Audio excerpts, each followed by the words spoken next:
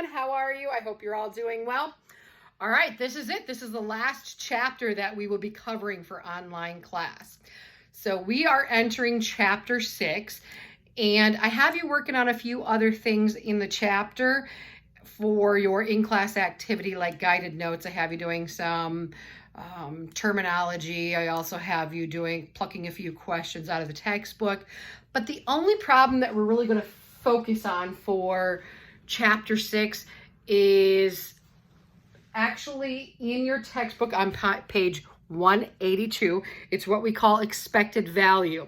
And again, for those of you that can't see the board, it's page 182 and 183. The problem rolls over into that.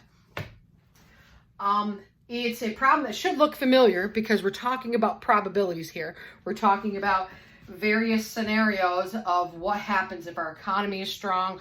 What is the likelihood that we feel that scenario is going to happen?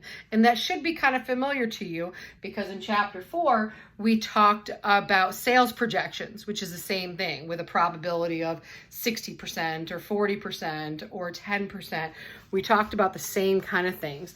But here we're talking about our expected value of sales if these particular scenarios happened. So again, page 182 and 183, I'm going to read from the text just to give you your information for what is on the board.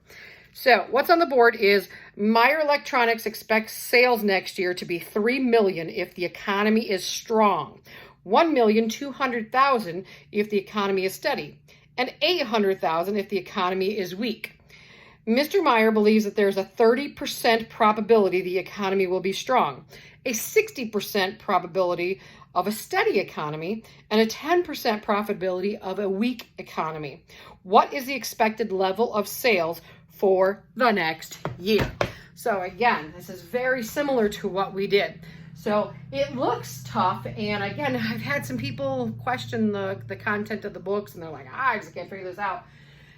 So I wanted to walk you through one of their examples with all their numbers in the textbook.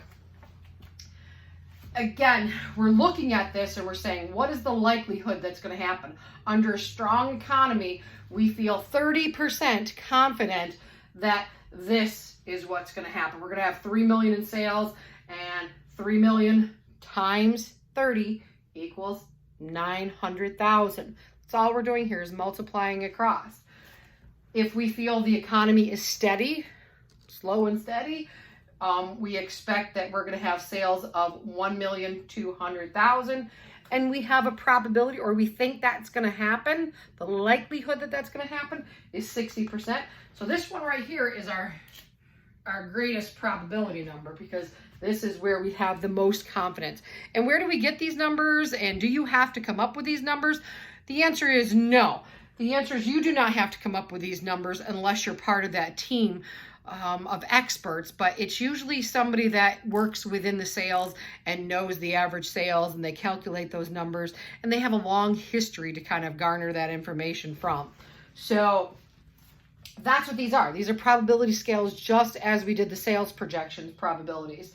So it looks like a rough, tough bunch of numbers, but it's really not because they're giving you all these pieces of information. They're saying if our economy is strong, we expect 3 million in sales, and we think the probability is 30%. So we would multiply that across and get the 900. We're saying that if the economy is slow and steady, we expect there to be 1,200,000 in sales, and we think that there's a 60% chance of that. So 60% multiplied by that number gets us 720,000. And then we think, again, if the economy is in a weak situation, and we only expect that, we only really think that the likelihood that that's going to happen is only 10%. But then we think that we would generate 800,000 in sales. So if we multiply that number across, we get 80,000. So same as you did with the sales projection, you just add these figures together. So you're multiplying this times this to get this. This times this to get this. This times this to get this. And to make it a little easier to look at, I'll even put in an equal sign in there. So this times this equals this. This times this equals this. This times this equals this. Take those totals, plus, and this is an equals. So add these totals at the end, and you're going to get a grand total. That is your expected level of sales. And that is how you work through these problems. So I'm going to have you doing a couple of them for in-class activity, and then we're going to work on them Monday again. So if you have any questions on this, text me, email me, ask about it on Monday. Again, Monday will be probably our last Zoom reminder because Wednesday is our final exam. So Monday will probably be the last chance to touch base on anything that we're kind of real still shaky with. So tonight's class, or Wednesday's class, this Wednesday's class, next Monday, we will be working on these problems, and then next Wednesday we will be taking our final exam. So this is expected value, and we're looking at the expected level of sales is what this is called. And that's how you get there, literally multiplying across, getting your totals, and adding your totals together to get an expected level of sales. See you guys later. Bye. See you again Monday. Have a great weekend.